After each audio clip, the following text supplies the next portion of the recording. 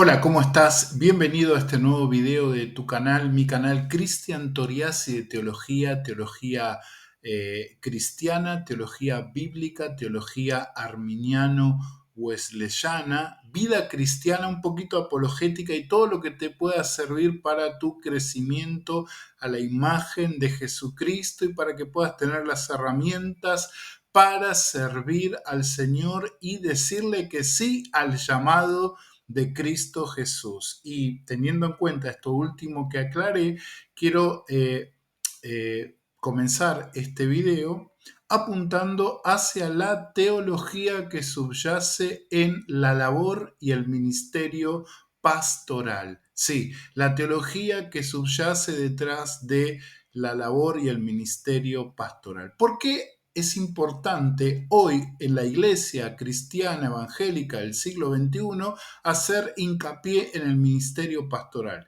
En primer lugar, porque este ministerio está siendo muy relegado, está siendo muy discutido por causa de una confusión en cuanto a los ministerios. Hoy este ministerio está siendo relegado por el ministerio apostólico y profético. Hoy este ministerio está siendo que se presente como algo inferior al ministerio apostólico y profético, cuando en realidad, cuando vamos a las escrituras, el ministerio pastoral es el ministerio central. ¿Por qué? Porque Cristo vino como pastor para sus ovejas. Él se presenta delante de la gente como el buen pastor. Juan capítulo 10 y capítulo 11, yo soy el buen pastor, dijo Jesús, y el buen pastor su vida da por las ovejas. Y esto él lo hace en consonancia con el Dios del Antiguo Testamento, que se presentaba como el pastor de su pueblo, como el verdadero pastor. Allí el rey David en el Salmo 23 él se caracteriza como una oveja que puede descansar en los brazos de su pastor, que lo cuidará, que lo guiará, que lo fortalecerá, que lo protegerá. Entonces, el ministerio pastoral es el ministerio de Cristo, porque Cristo es un pastor, es pastor. Obviamente Cristo es apóstol, porque apóstol significa enviado. Cristo tiene un ministerio profético, porque Cristo trae la palabra de Dios, la palabra más segura. Cristo es el maestro, Cristo es el evangelista, pero el eje del ministerio de nuestro Señor Jesucristo es un ministerio pastoral que prepara a otros para también pastorear a las ovejas, que llama a otros a ser pastor de su grey, de las ovejas de Cristo.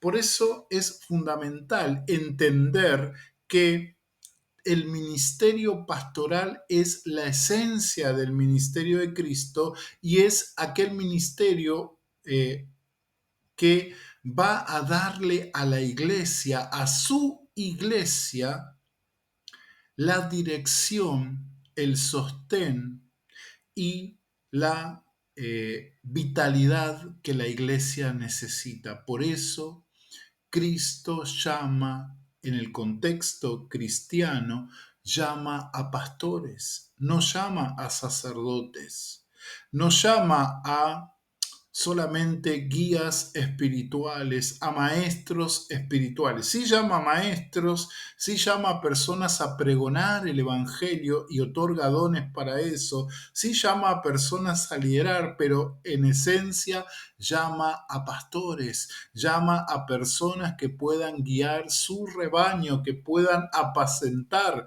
su rebaño. Por eso la tarea fundamental del ministro de Cristo en su iglesia es la tarea pastoral. Inclusive aquellos que detentaron de forma principal el ministerio apostólico, hicieron una función pastoral, una tarea pastoral. El apóstol Pedro fue llamado allí en Juan 21 del versículo 15 en adelante a pastorear a las ovejas y a apacentar a los corderos. Esa función la hacía el pastor del rebaño, el pastor literal del rebaño. Por eso, mi amado hermano, hermana, que está siendo llamado o llamada a el ministerio pastoral, te quiero decir que no está siendo llamado a un o llamada a un ministerio chiquito, a un ministerio de baja categoría, a un ministerio que no sirve para nada, a un ministerio que está relegado. No, te está llamando al ministerio. Y obviamente con esto yo no estoy ni achicando o bajando la calidad del ministerio del misionero o del evangelista o del el apóstol en el sentido de un pastor general que tiene esa visión de llevar el mensaje de Cristo por todos lados y de plantar iglesias por todos lados. No lo estoy desvalorizando para nada, simplemente estoy presentando tal como las escrituras lo presentan allí a el ministerio pastoral junto a los otros ministerios, ¿no? Efesios 4:11, que hoy se interpreta como que el ministerio eh, apostólico y profético están sobre el ministerio pastoral, y no es así, sino que el ministerio apostólico y profético junto al ministerio de los evangelistas y a los pastores y maestros están en la misma línea. Eso es lo que Pablo quiso decir. Y donde la iglesia se fundamenta, donde la iglesia se apoya para edificarse. La iglesia no se apoya en una serie de ladrillos que están uno arriba del otro, sino una base sólida y firme de ministerios que pueden tener una función o una naturaleza apostólica de guía general, de pastoreo general a las grandes multitudes, de una visión hacia ir a lugares donde la iglesia de Cristo no está, que se incluye el ministerio misionero, ¿no? Junto al evangelista misionero y junto al pastor maestro, pastor maestro, pastor maestro. Entonces, el ministerio pastoral es esa función que atraviesa a las otras funciones ministeriales. El apóstol podía ser pastor, el profeta podía ser pastor. Por ejemplo, en el Antiguo Testamento tenemos a Débora, que era profetisa y a la vez pastoreaba a su pueblo, guiaba a su pueblo. Moisés, que era profeta, que traía la palabra de Dios, a la vez él pastoreaba a su pueblo, se lo llama en un salmo el pastor de Israel. Entonces el ministerio pastoral atraviesa los otros ministerios, ¿no? También en el Nuevo Testamento vemos la función pastoral como una función de liderazgo, como una función administrativa en la figura del anciano o el obispo, el sobrevedor, que estas funciones se sobreponen, pero indican la misma función, ¿no? Con diferentes nombres. Entonces vemos que los ancianos pastorean, dirigen a la iglesia. Si no me crees, está acá en Primera de Pedro, capítulo 5, que lo dice bien clarito. Primera de Pedro, capítulo 5, dice la palabra de Dios: ruego a los ancianos que están entre vosotros, dice Pedro, yo anciano también con ellos. Fíjate que acá Pedro se pone como un anciano y testigo de los padecimientos de Cristo, que soy también participante de la gloria que será revelada. Apacentad. Los ancianos apacentaban.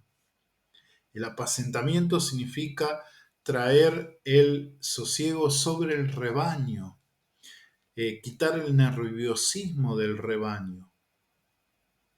Las ovejas se ponen nerviosas cuando no encuentran el alimento, cuando no encuentran el agua, cuando no encuentran lo fresco, cuando no encuentran lo cálido, se ponen nerviosas. y el pastor tiene que apacentarlas. Entonces los ancianos apacientan a las ovejas. Dice, apacentad la grey de Dios que está entre vosotros, cuidando de ella, no por fuerza, no por ganancia, sino voluntariamente, no por ganancia deshonesta, sino con ánimo pronto. No como teniendo señorío con los que están a vuestro cuidado, sino siendo ejemplos de la grey. Qué hermoso, porque acá el Espíritu Santo a través del apóstol Pedro nos está indicando cómo nosotros los pastores debemos actuar. En primer lugar, como pastores de ovejas que apacientan la grey de Cristo, que traen cuidado, vigilancia, traen restauración, sanidad de Cristo a las ovejas y a la vez como responsables, porque el pastor era responsable de su redil, darle dirección, darle propósito. Por eso el ministerio pastoral, el ministerio al que tal vez Dios te llamó, es un ministerio, en primer lugar, único de la religión cristiana. Hay otras religiones que tienen sacerdotes, otros que tienen guías espirituales, llamados gurúes, maestros.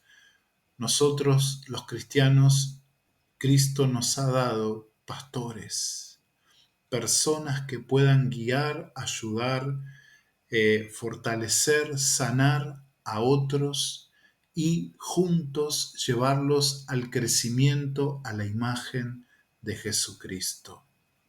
Por eso el ministerio pastoral no tiene que estar por debajo de otros ministerios. El ministerio pastoral tiene autoridad de Cristo. El ministerio pastoral no pasó. El ministerio pastoral no quedó relegado tras el ministerio apostólico y profético. El ministerio pastoral es esencial para que la iglesia de Cristo pueda cumplir su propósito de, en primer lugar, llevar el mensaje de Cristo a las naciones y sostener a aquellos que comienzan a conformar el cuerpo de Cristo de manera personal y de manera general.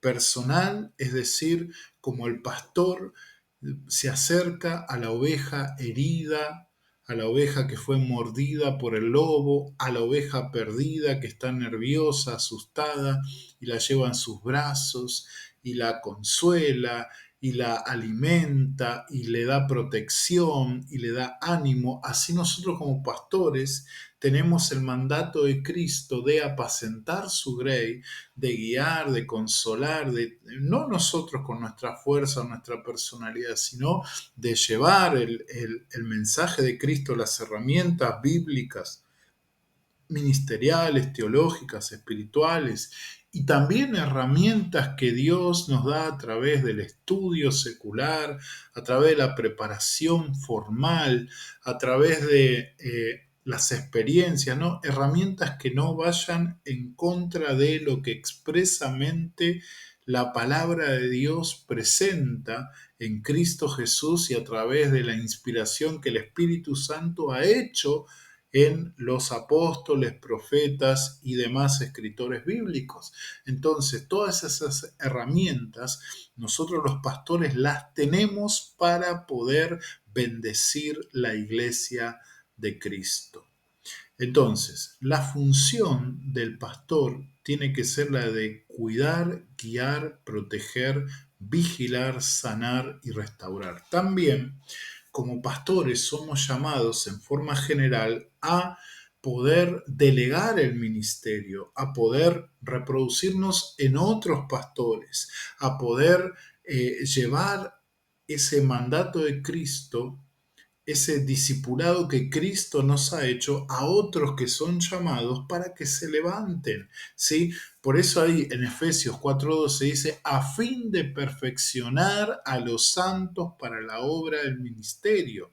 El término perfeccionar significa llevar a cabo, hacer que algo llegue a su propósito, que funcione como tiene que ser. Bueno, todo eso se procura a través del ministerio pastoral. Esto no significa que es una sola persona que hace todo y que es todo. No, significa que una o dos personas llamadas, porque muchas veces es una persona, un pastor, una pastora, a veces son una pareja pastoral, un matrimonio pastoral, el pastor y la pastora, a veces es un equipo pastoral de varios pastores que no tienen por qué tener un vínculo emocional o familiar o matrimonial, etcétera, que puedan guiar a la iglesia, sea como sea, llámese como se le llame, prevístero, obispo, llámese como se le llame,